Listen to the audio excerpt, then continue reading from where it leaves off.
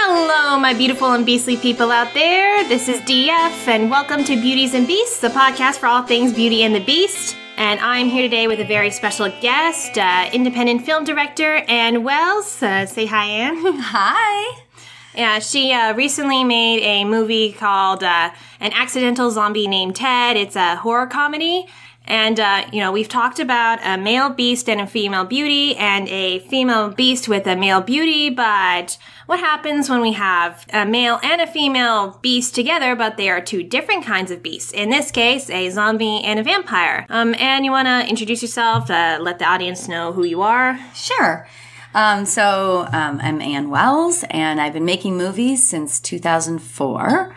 I was a therapist originally, and then I became an actress, and then I sort of switched to the other side of the camera and became a writer-director. And actually, originally, I wasn't a therapist. Originally, growing up, I grew up overseas, and we didn't have television, and we didn't have a lot of toys, so we had books, and we basically had our imagination, and so I made up stories, and I just always made up stories. I created little worlds everywhere that I went, and so I think that's really kind of where I got the storytelling kind of thing, is from when I was, just a child growing up with nothing but my imagination. Yeah, and you want to tell them what other stuff you've done? Sure. Well, I mean, the other stuff that I've done is short films, and you can't really find them most of the places online yet, but we may at some point put them back up online. But all the films that I've made, I made a movie called Curtis Takes a Wrong Turn, and it's basically making fun of the American dream, where it's about a guy who sort of instantly falls in love with this woman in the desert, just because she's beautiful. And it turns out she has a whole lot of baggage. And he doesn't really he's very naive, and he doesn't really realize that until they've already gotten married out in the middle of the desert. And so part of the baggage is that she has a brother that goes everywhere with her, and she's actually not potty trained. Whoa. Yeah. So she has a lot going on. So it is it's another kind of Beauty and the Beast sort of a thing. Yeah, I'm starting to sense a theme. Like falling in love at first sight, turns out the girl has a lot of baggage. Yeah. Obviously not the same kind, but wow. Exactly. But it's kind of a theme. I do also make fun of therapy a lot in my movies. I noticed in the zombie named Ted, now those scenes make sense. Yes. And I've done that in others too. I made a movie called Just Lucky, which is about pretty much an ordinary guy who just goes to therapy because he's feeling kind of sad over a breakup, and the therapist ends up convincing him that basically his entire childhood was completely messed up. He was adopted. He abandoned by his parents, and that his mother was horrible and was sleeping around, and all of these things the therapist convinces. So basically the patient comes in, and by the end the patient is feeling a lot worse. It sounds like something Freud would make up. Yeah. So I've definitely made fun of that. And I think, in writing, you write what you know, what's familiar to you. Mm-hmm. And as you get older, you're able to sort of make fun of things in life that we grow up kind of assuming are going to be a certain way or whatever, And one of those that I make fun of a lot is just kind of the American dream, this sort of idea that you grow up and, Prince Charming is going to ride up on his horse and, carry you off. And then you're going to, have 2.5 children and live in, a house with a picket fence, and everything's just going to be fabulous. And somehow you're going to be happy forever just because of that. Because as a woman, you got chosen by a man to put on the back of his horse and carry off into, nowhere.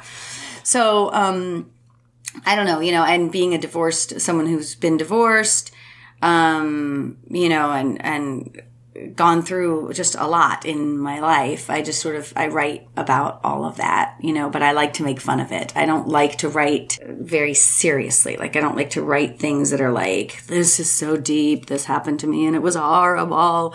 I'd much rather look back at it and go, oh my God, that was crazy. And I need to make fun of that.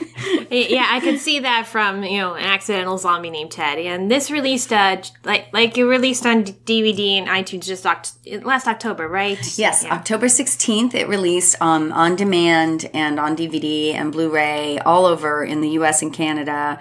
It's basically anywhere that you can find it that where it's not a subscription video on demand. So basically, it's still, right now, like it's not on Netflix or anything like that. It will be eventually, but the way these distributors work is they want to try to get us as much money back as possible from what we spend to make a movie. So they'll first release it onto these platforms where you have to buy it per, where you're buying that specific movie, or, renting that specific movie, and then it'll go on to a subscription. Yeah, I did see it on Amazon Prime when I was just trying to find, links to send it to. Which reminds me, if any of you want to support Beauties and Beasts, help me get some more soundproofing equipment for my room, because I cannot keep recording under a blanket to block out the sound. And also to help me fix my external hard drive. And I especially need it now since the company I did send it to retrieve all my data sent it back because they gave up on it. So when we do eventually find a company that can get my data back, I really want to have the money to pay them back for that. Okay, so if you want to become a patron, there are many perks. Like, if you want to be able to listen to these recordings live, you have to pledge at least $10 a month, or listen to new episodes early, pledging at least $5 a month. Just become a patron by clicking on the green button on the right-hand corner of the screen. If you're listening on Podbean, if you're listening on YouTube, just follow the link in the description below. Okay, so, usually, you've been listening to my podcast, so, I usually go into this whole full synopsis of whatever I'm talking about. But, since it's relatively new, I think you want people to go see the movie, then we'll try to avoid any big spoilers. If you think, I'm revealing too much, just say, oh, look, a moose. Okay. What if an actual moose walks by, though? That would be... Then it would be a shame that we're only doing the sound portion of it then. Yes. Yeah. Okay. So, but yeah, basic premise. Actually, you want to get the basic premise? I can, but I have been working on this movie day and night for more than 5 years, and I love your take on the other stuff that I've heard you do. So I'd love to hear your take on what this movie is about. Okay, so obviously it's about a zombie named Ted. He's working in this company that reuses skin, which it still kind of creeps me out, the thought of that. Like skin that people's not using, like that boss who's wearing old people's dead skin, people who passed on to greener pastures. Like, okay, this doesn't creep you out at all when you're doing the interview, honey. Yeah, it starts with a girl doing interview for the company, and as the boss is talking about rotting corpses, of course we got a literal rotting corpse walking in on the screen. Right. And everyone's saying, like, Ted, are you turning into a zombie? Like, after that trip to the Caribbean where he picked up that disease, Like, I'm not a zombie. A skin condition's run in my family. Yeah, but you're adopted. And so he's in huge denial. And one thing I noticed about this movie is that it's actually not really about Ted, but the fact that everybody around him is absolutely crazy. And he's the one who's turning into a zombie, and everyone's got problems. Like, he's got the family, like his grandfather thinks he's dying constantly, and he's kind of in should I say midlife crisis or old life crisis, where he's dating this totally young, hot sorceress, and he may or may not know that she is a sorceress. Or maybe he doesn't care. And then his parents, who are totally obsessed with skin cream and constantly breaking into random commercials. And his aunt and uncle, who are sex-crazed wannabe politicians. That's why I can describe that. That's awesome. You're doing so much better than I would be doing. Yeah, and like even just the minor characters are so crazy. Like just the stripper police officers now come in for like 2 minutes. I love that scene, by the way. Yeah, or just a random guy who pops up for like 30, no, not even like 10 seconds. Which one? You know, when he's running off after his girlfriend. Oh yes. Him. Yeah. He was stuck in the abandoned amusement park for years and years and years. That's Doc. He was left behind when the amusement park closed forever. Closed his doors forever. That's the backstory that nobody knows. Wow. Okay. Anyway, then one day this really beautiful girl literally walks into his life, or really walks through into his workplace. With the sun behind her, and she's sucking on a red lollipop, and and he's like, "Whoa, this girl is pretty." He's like, "Oh, I'm sorry, I walked in here. I was just trying to get out of the sun." Which already is red flag. Yes. Well, red flag plus a red lollipop. And then she drops a card for group therapy, and sure, this is not creepy at all. Just go to her therapy place. Follow her to therapy. There's nothing wrong with that. Nothing wrong with that. And it turns out to be a group therapy for the disorders of the supernatural. And the therapist there is actually crazier than the patients and has some obsession with weenie-shaped foods. Hot dogs and pickles. Oh, boy. Speaking of Freud. Yes, she was mentioning Freud. And and there we've got the werewolf who's lost all his hair, the cave troll who's claustrophobic and apparently reading, which, because he's gotten smarter, and the fairy who's lost her wings. And then the really hot girl who was following the first place, Livia, we find out her name is, she says, "Well, everybody says I'm a vampire. Like, since I got back from Romania, I've been getting stronger, and I have these pointed teeth, and have you been craving blood, Livia?" "Well, sometimes." No more than anyone else, she says. Yes. And then Ted's like, "I believe you. Yeah, now, Ted, why are you here?" "Oh, I just wanted to get to know Olivia." Right. Yeah, he says, basically nothing's wrong with me. "You're not here because you're a zombie?" "I'm not a zombie." Like, right. That's what I felt like this movie was about. Like, you've got these two people in denial, and that's actually what brings them together in the first place. That thing they have in common, that they're, everybody thinks that they've gone through this big change, but they're saying, "Oh no, I haven't gone through this big change."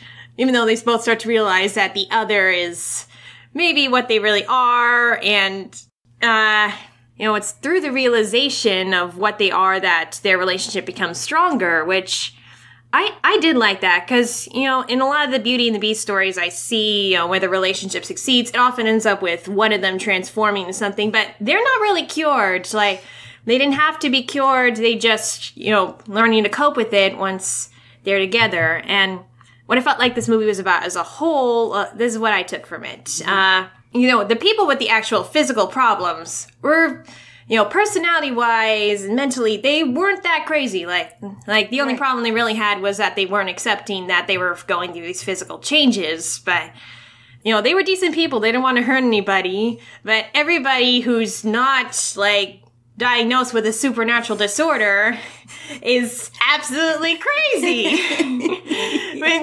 It felt like real life. In college, I had a lot of people who they said that they were they had a psychological illness. And I'm like, but you function pretty perfectly, and you're a decent human being. And I've met pretty nasty people who have not been diagnosed of anything. Right. So it's like, I'm a zombie. What's your excuse? Yeah, exactly. I think, for me, it was all about, the idea of everybody has something going on, right? Yeah. And there's no such thing as perfect people, so people who are walking around kind of looking flawless that has to be an act and it has to be a cover because there's no such thing, right? That's right. So you can have the people that look, more flawless on the outside are way more flawed on the inside, just because more of their flaws are there. But also the idea of flaws itself, like how do you define that? Everybody's just different. So, we're all just made different. We're all snowflakes, really. So we all have things about us that could be called beastly and things about us that could be called beautiful, and our different societies, sort of make these determinations, of what we call beautiful or what we call beastly.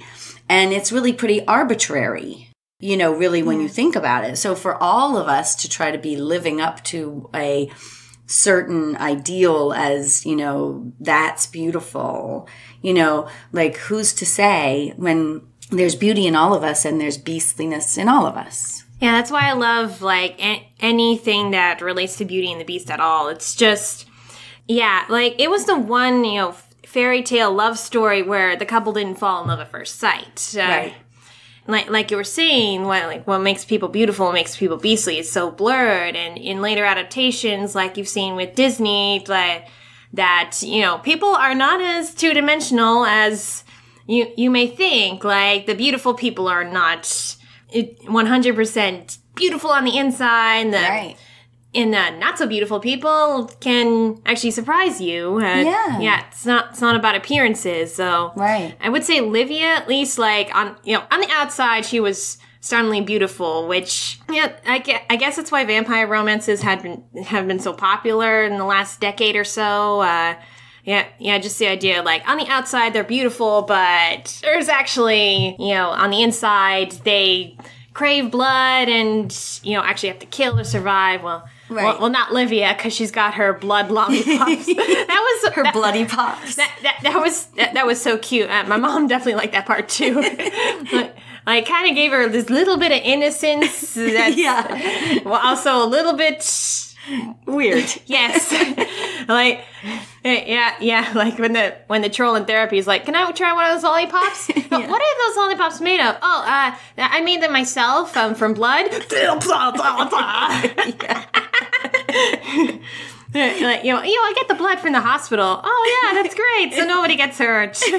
I mean, she's working with what she has. And I guess, like, all of us, we have things about us that, can make life more difficult in one way or another.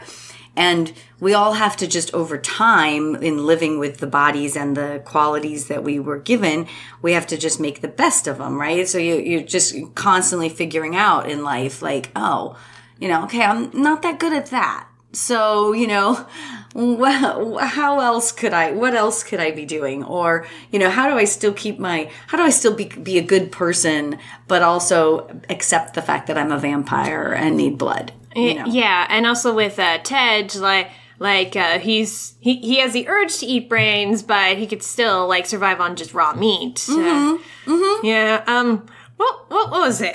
Actually, like, Disney, I think it was last year, like, they had their own movie, Zombies, kind of like, after this nuclear incident, half the town had been turned into zombies, and they just kind of suppressed them, but they could actually survive on brain-shaped food, like cauliflower and just Jell-O. I love that. You gotta love that. That's great. Another thing we want to talk about. I mean, like, in the 2000s, vampires were the thing, and then the next decade, zombies were the thing. So so there's, like, a spoof on that idea. I mean, zombies are interesting. They're an interesting monster because they're, like, not all created the same way. There are all these different myths around zombies and how you become a zombie. So there's not just sort of one way to become a zombie, Yeah. And so I think that fascinated people, and the fact that they're dead but still up and walking. There's so many things about that as humans that that scares us, like, that's terrifying, that, that somebody could be dead and then get back up and walk. Yeah. I actually, in college, as part of religious studies, I took a death and dying class. Well, actually, it was called Death, Dying, and Other Opportunities. It's a great title. Yeah. It was a fun class, and we did talk about, zombies from, in the East Asian perspective, like that, if you don't cremate your dead, they're going to come back as zombies. So they look at us in the United States and they're like, okay, you're a country full of zombies. Right. But also the weird, this is actually my favorite bit, the idea that zombies cannot really bend forward. So there's a reason why in some parts of Asia, there are really low door frames. Yeah. So that the zombies can't get through. Yeah, I personally, am not a big fan of zombie movies, mostly because of what Hollywood's made zombies into, from Night of the Living Dead. We had to watch that for Death and Dying class, too. And I'm like, they're slow, and why aren't you running? Right. Well, that's the other reason why they're perfect for comedy. Yes. Because, they would be so much scarier if they were fast. Yeah, they would. I think they are in The Walking Dead. I haven't really gotten around to watching that, but...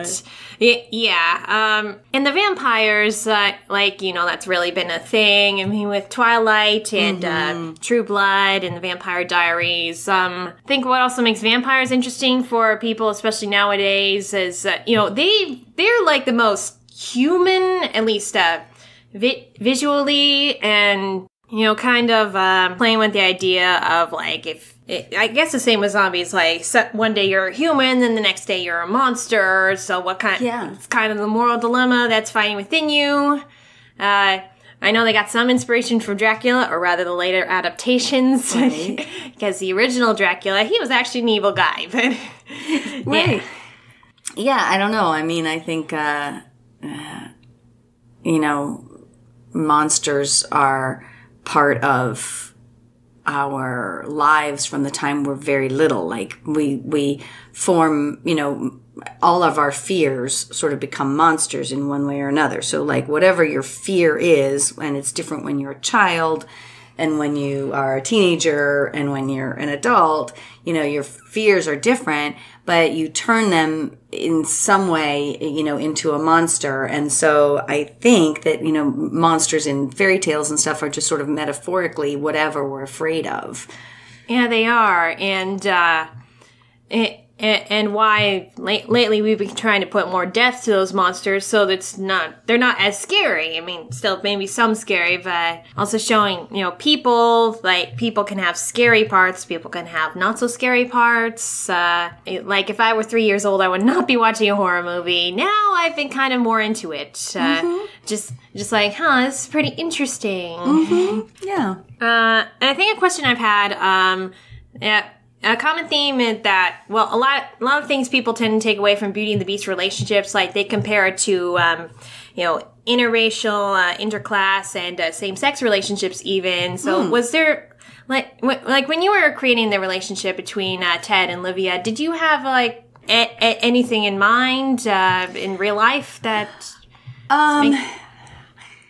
Gosh, that's a good question. I mean, I like to play with that through all of my work, the idea that the partnerships shouldn't be sort of traditionally matched, so all matchy, I don't like that so much.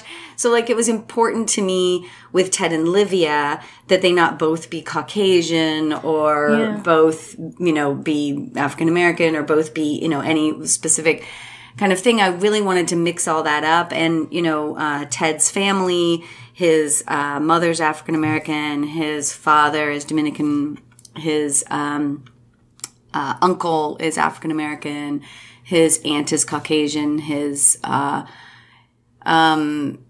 best friend is African American. I really tried to just make it as much as possible to make it colorful, and diverse, and initially I had cast an Asian actor as Ted, and he dropped out, the last few months before the movie because he had to... I did say on IMDb that, the titular character was the last person to be cast, and it was just a few months before you were actually filming. Yes, exactly. So, and I was so lucky to find Cameron McKendry, who just did a fantastic job as Ted.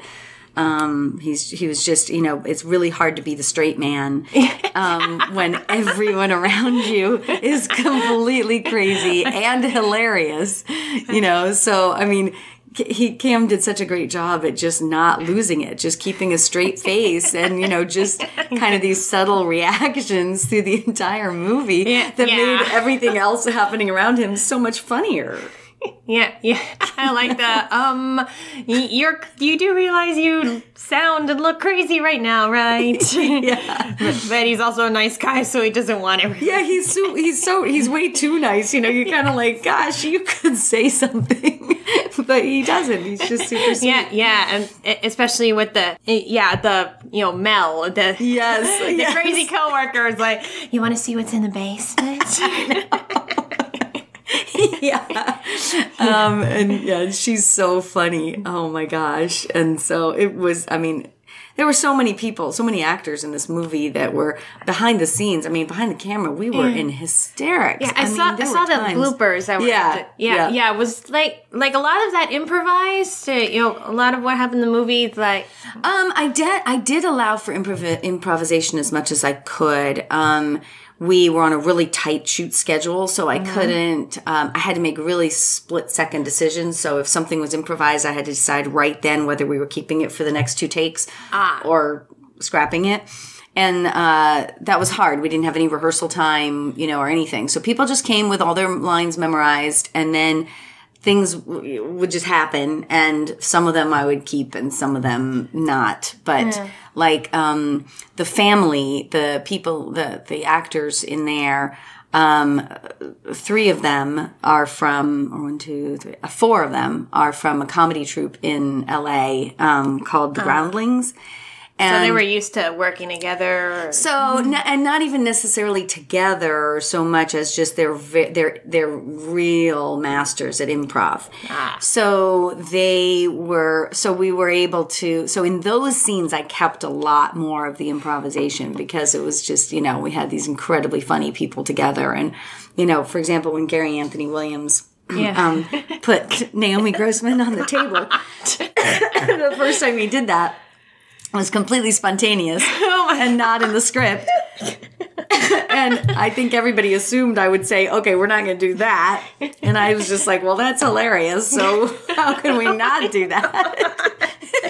Oh my gosh. And so we went with that. So there were definitely things throughout the movie that were, there were moments definitely where we kept the improv or like, when, Jordan Little, who plays Grendel, the troll, leans in when Ted is asking Livia to dinner, and he leans in and says, and he thinks that Ted's talking to him.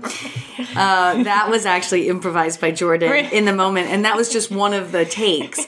So I think we only did that once or twice because I wasn't sure I was going to use it. But then when we were editing, I was just like, you know what, that is just too funny, that he leans in and just goes, yeah, sure, and then looks really disappointed when Cameron's like, no. Yeah, that was funny. And then I did see in the bloopers that there were some moments I could see why you didn't put in there, like, I was like, I'm a zombie named Ted. Ted? Yes.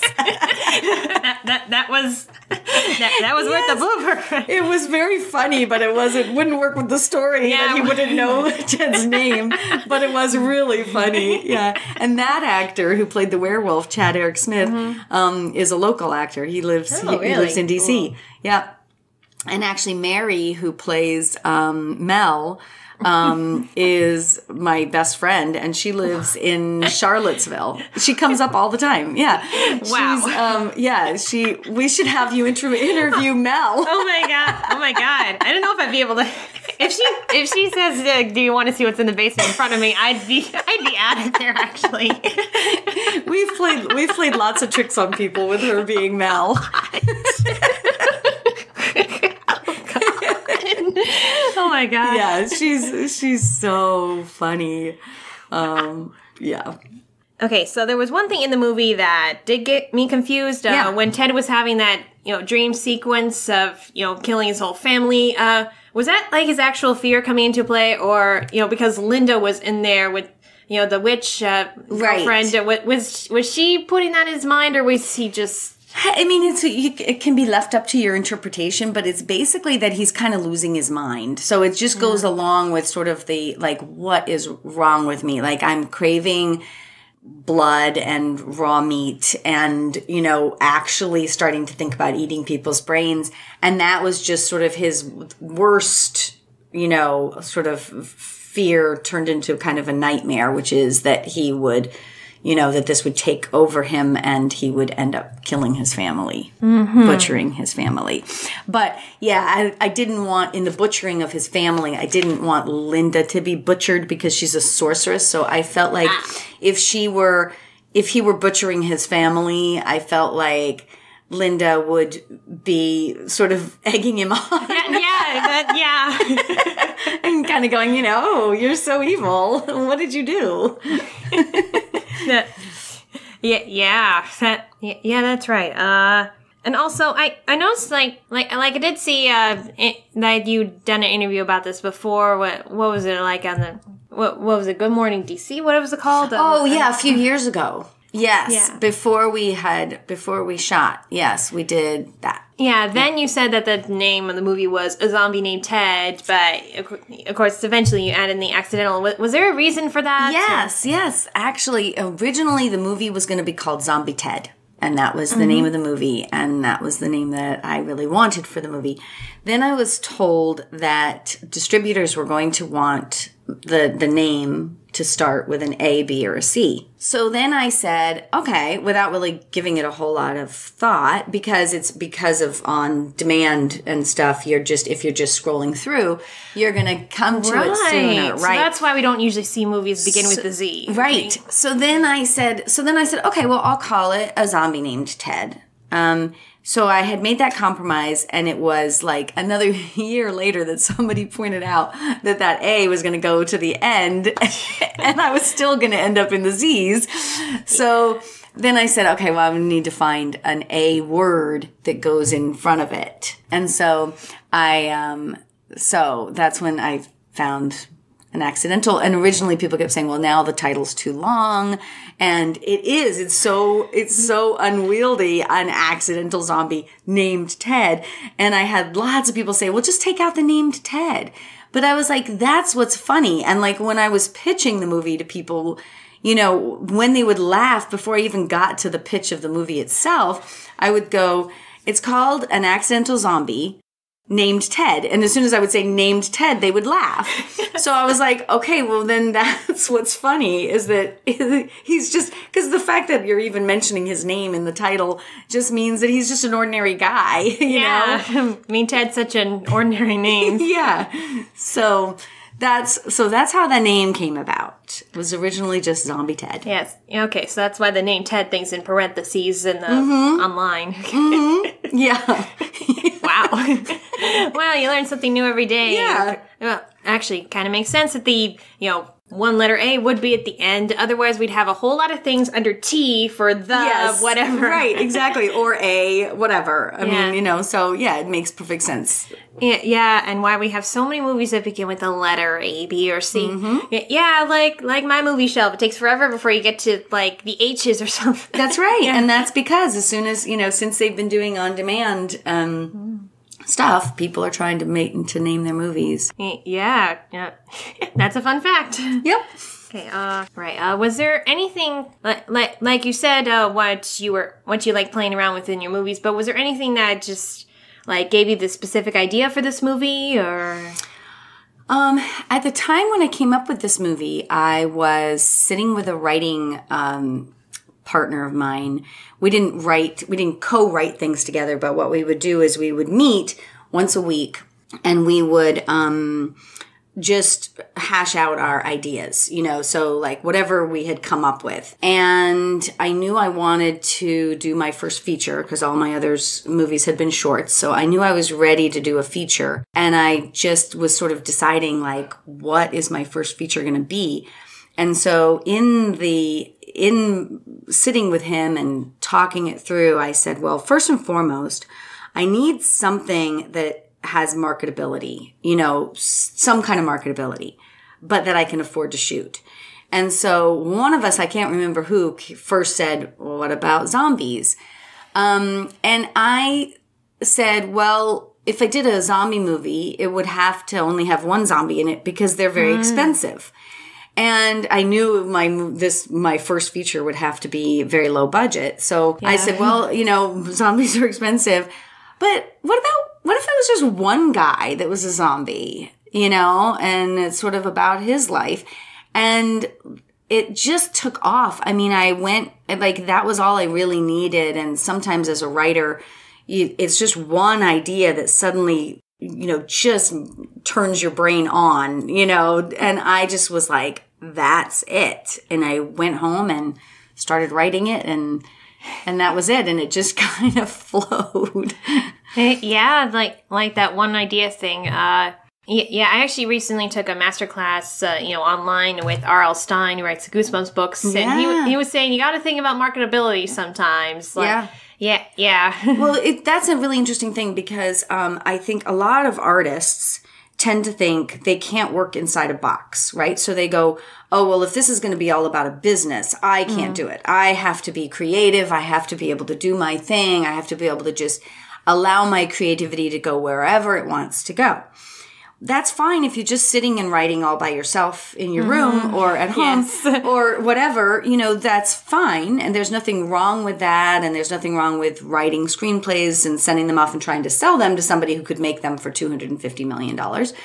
But I actually like being creative inside a box. I've learned that it's really interesting. Like when you do start making features, you have to think of them as a business because it takes too much money to make a feature film. You can't just ask your friends to donate money. It would never be enough, So you have to actually think of it as a business and try to get back as much money as possible and try to get your investors their money back and stuff.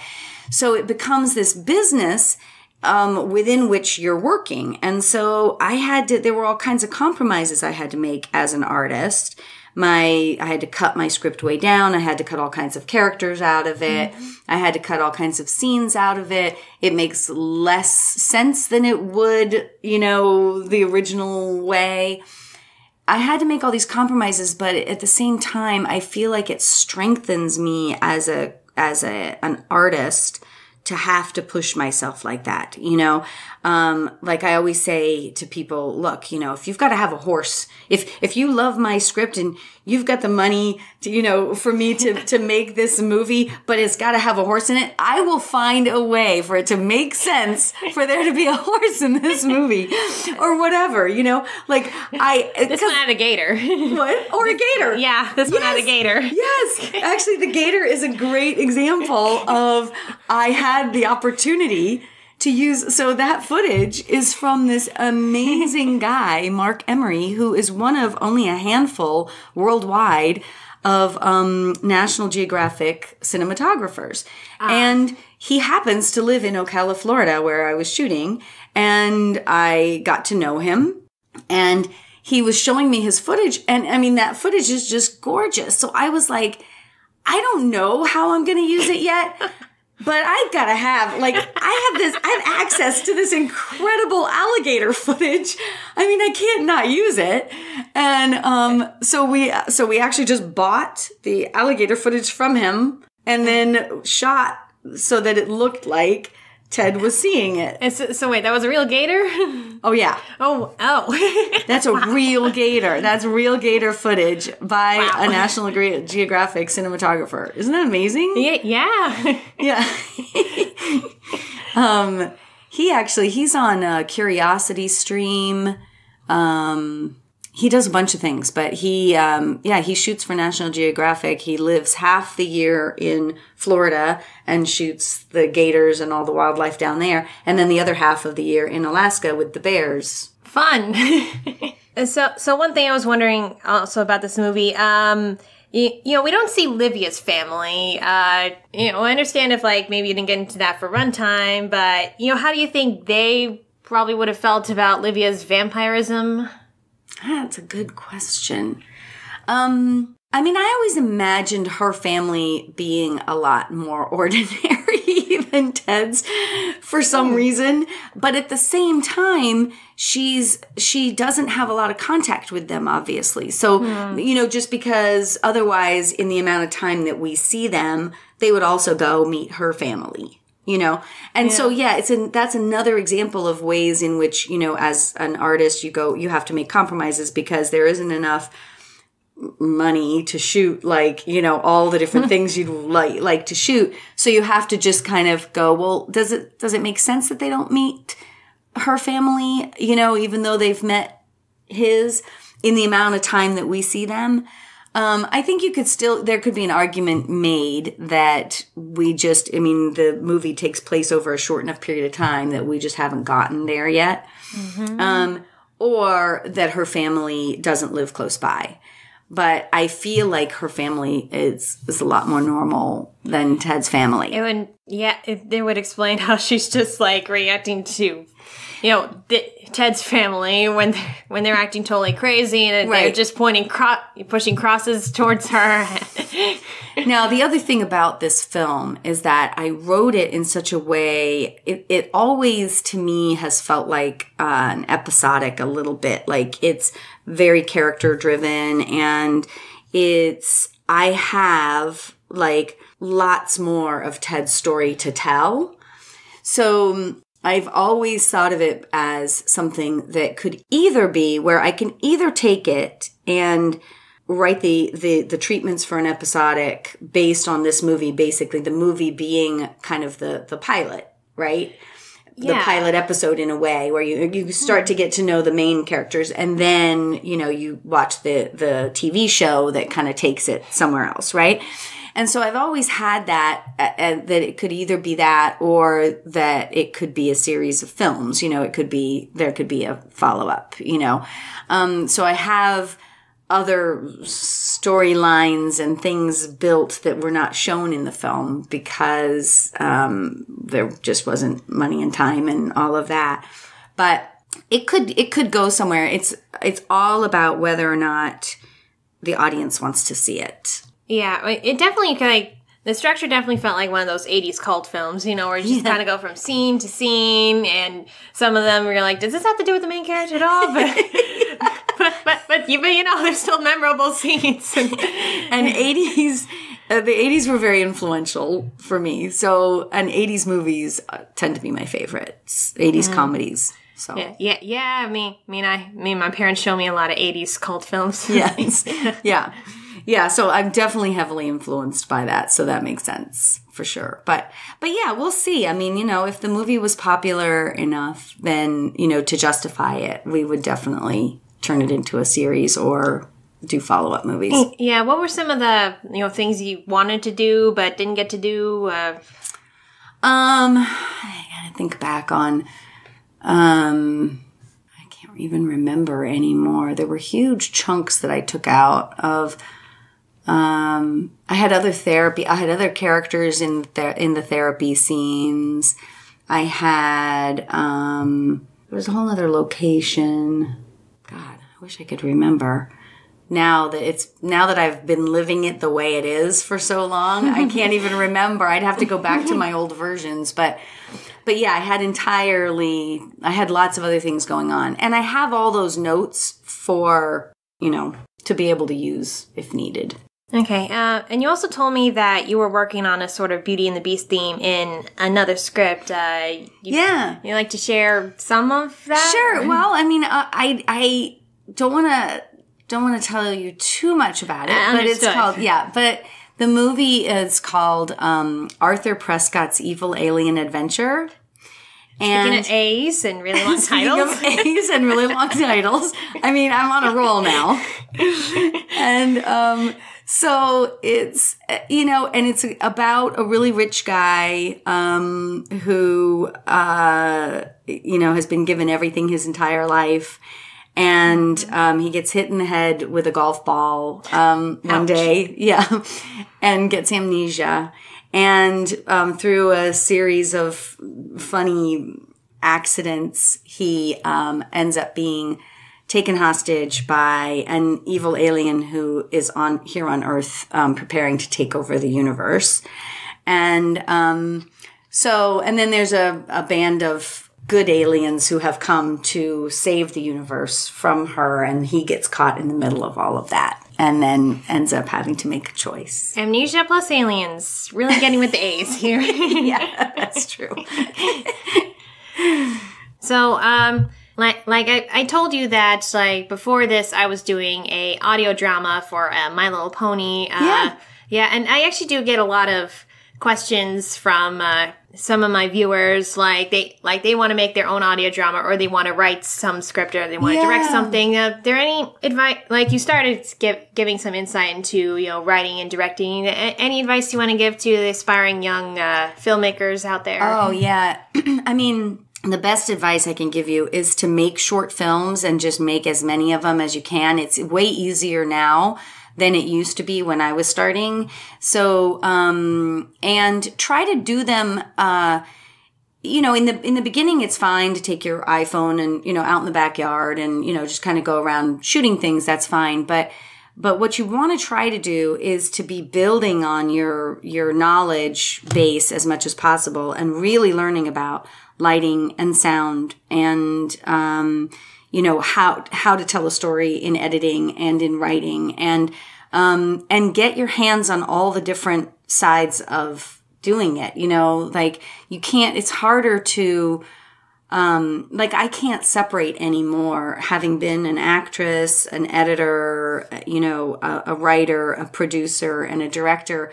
I wouldn't know how to do one of those without all of the other pieces, you know, sort of fitting in there. So, and what I love about directing is that I can use all of those, you know, that I can take advantage of all of those things. But I feel like, as much as possible, like, just try everything. Learn how to edit, for sure. Learn how to edit, because you tell the story all over again when you edit. So you know, it can be completely different than the script that you wrote. And, you know, you tell the story basically 3 different times. You tell it when you're writing, you write this story.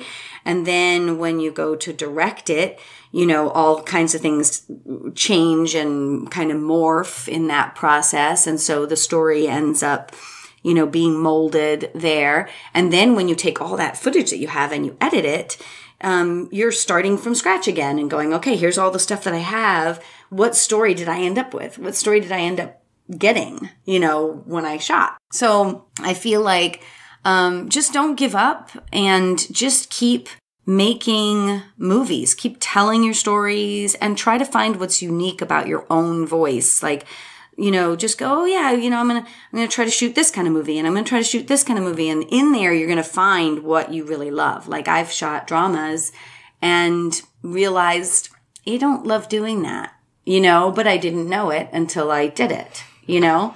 And so I've learned that I really love comedy, and yeah, you know, that's where I fit. And I have this very strange view of the world, and it's very unique, and it's become very my own. I feel like now, if you were to see my shorts and then see my feature, you would definitely know that it's an Ann Wells film. And that develops over time. So develop your, you know, find your voice and develop it and decide what you want to say. And, you know, you don't get to control how it affects other people, but you get to control kind of what you're trying to say. Yeah, that's good advice. Like, whether you're writing for film or just writing fiction, because it's something my professors always told me, like, start with the short stuff. And I'm like, but the short stuff is just, there's not enough time to work on anything. But I sort of got what they were trying to say. Like, you start understanding the structure of the story before going to the really long ones. So like after college, I started just writing my own short stories, and I actually got one of them published last year. I know, that's so exciting. Yeah, and one of them, you know, hopefully the magazines did say it was going to come out in a couple months, so I got a second one on my resume now. Yay! Hey, that's so exciting. Yeah, and also kind of experiment with certain genres. Like, I did tell myself I was never going to write horror, because, not like super horror. I mean, I did write a book about monsters, but that was really more like an adventure kind of thing. But yeah, like the stories that are getting published are actually sort of horrorish. Like I just try, I actually have some creepy thoughts sometimes. So maybe if we all do. Yeah, like the one that's coming out this year. Hopefully, if the magazine comes through, they keep telling me there's delays, but yeah, like when I was working at the nursery school, like.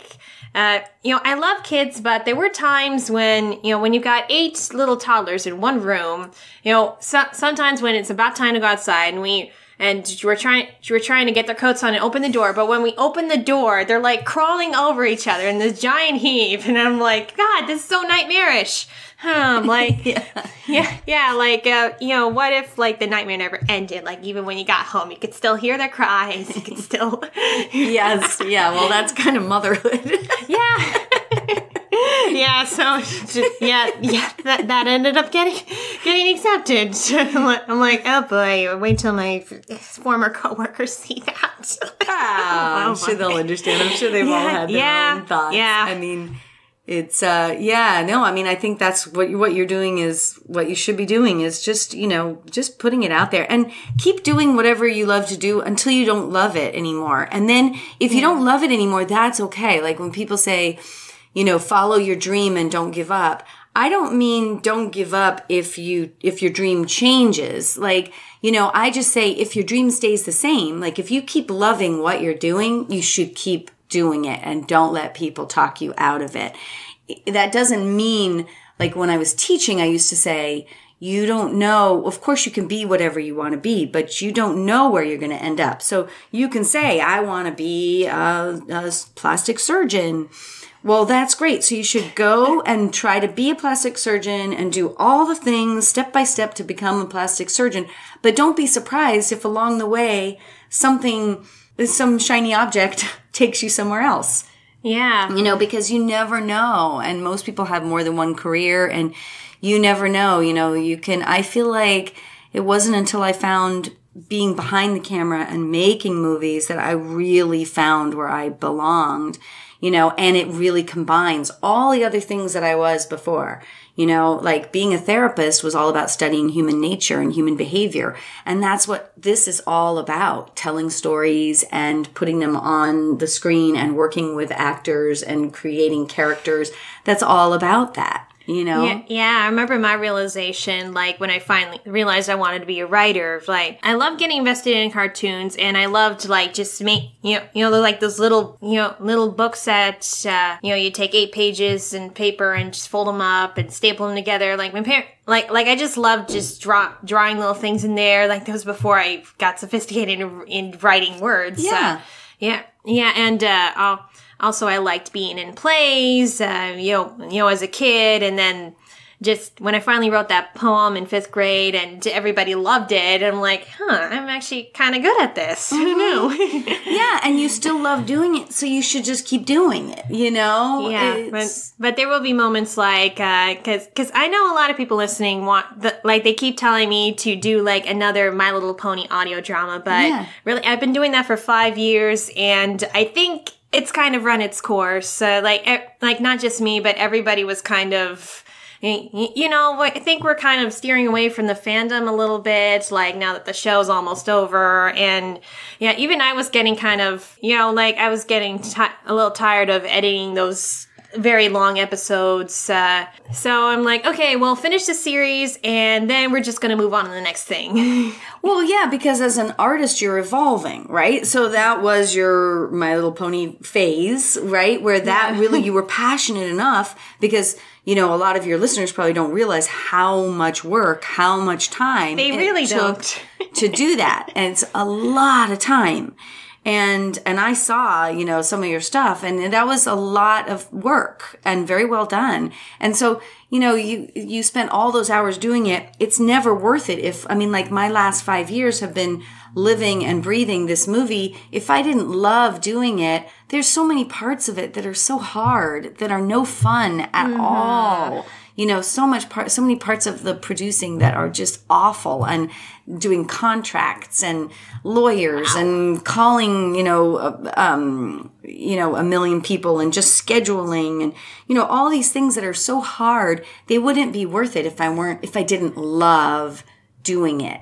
So I do it just because I love doing it. So, you know, if you're at the point where all the work that you're putting into those My Little Pony videos isn't fun anymore, you know, like isn't worth the work, the fun part isn't as great as the work part, then you're at the point where you want to morph into the next phase and see what your creativity takes you. Yeah, that was fun. Like it did kind of get me some, you know, it's kind of like hands-on learning of directing some people. And I mean, it was all online, so we didn't really meet physically when we were doing the stuff, but which would probably made it even harder. But yeah, like you know, I think you didn't really convey the right emotion in this line right here. So could you repeat this one, or you didn't say the right word here?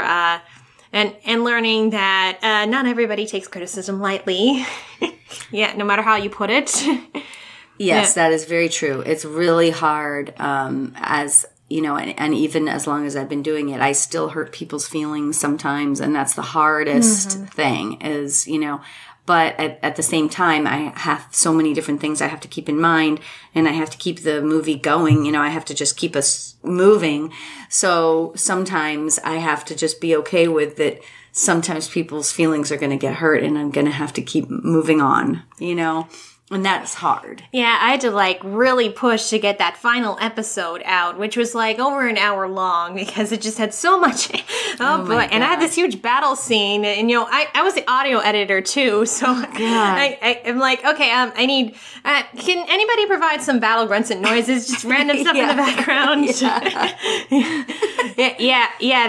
That was a lot of stuff me learning, because I was directing, I was writing it, I was editing it, and I did a little bit of acting too for you know some of the voices where I couldn't find the right voice. I'm like, you know, I could probably do this. Sure, the acting bit did help in the long run, because I was doing the character with the southern accent, and that actually got me a temporary acting job at the Ghost Tour a couple months ago. Oh wow! They asked for, okay, we need a widow in a white nightgown, like a female, any age, and can sing and be able to do a southern accent. I'm like, oh well, I can do a southern accent just fine.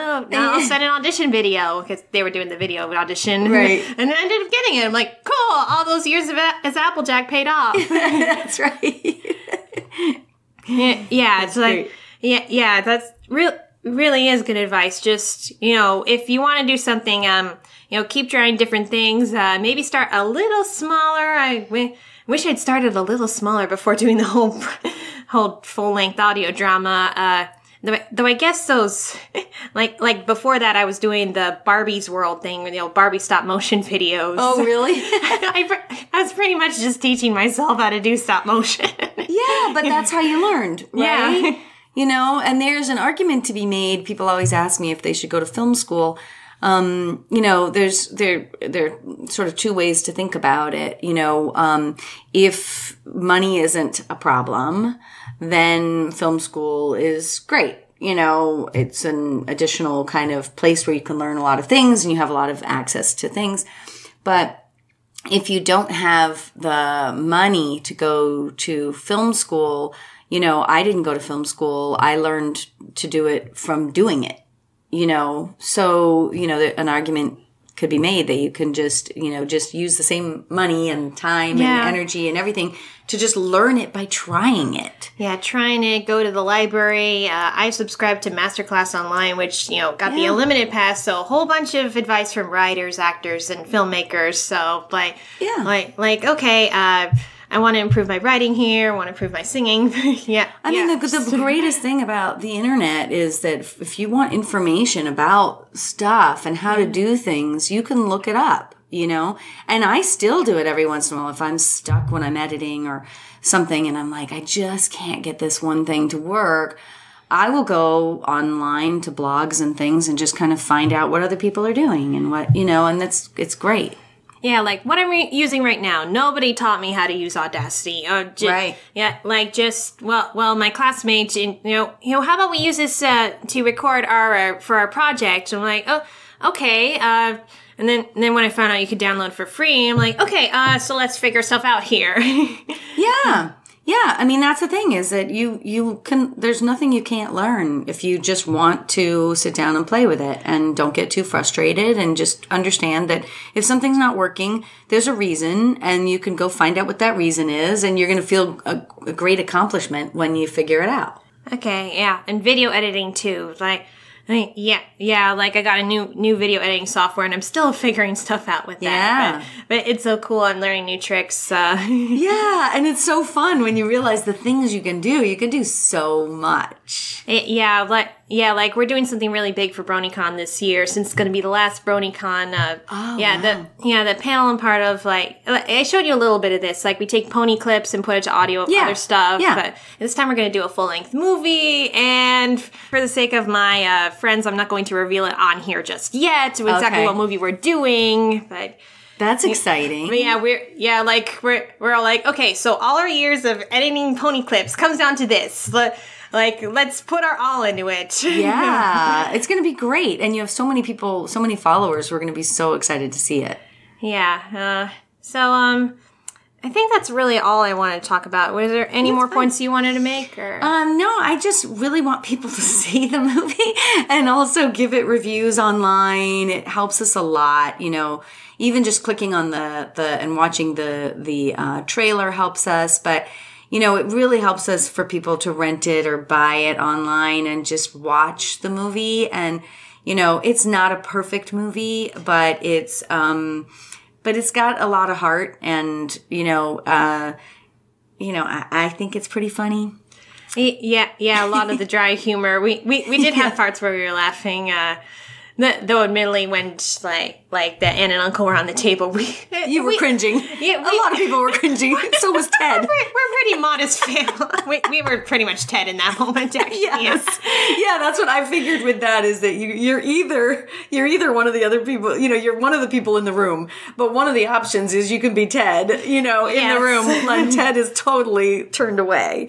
So during those, but I think the point got across that these people are crazy.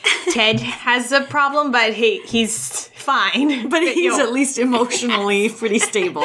Yes. Yeah. But anyway, I just want people to watch it. And if you go to the website, www.anaccidentalzombienameted.com, all the platforms are on there, so you can see where you can find it. But you can just find it on demand on your TV. All the cable networks have it. And there are all kinds of places online and Amazon Prime and you can order the DVD or the Blu-ray if you prefer to do that.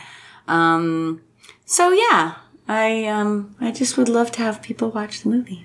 And while we're talking about supporting financially, just remember, if you want to support this podcast, become a patron today. Green button, link in the description below. Yeah, and I just want to thank everybody else again who had bought merchandise from Redbubble last month and had been a patron, because some of your proceeds went to the Make-A-Wish Foundation, so thank you very much for that. And remember that true beauty comes from within, and that if you start going through some physical changes, there's nothing wrong with getting help. Someone might be feeling the same, and it doesn't mean that you are crazy. Okay, so see you all in 2 Thursdays. Bye.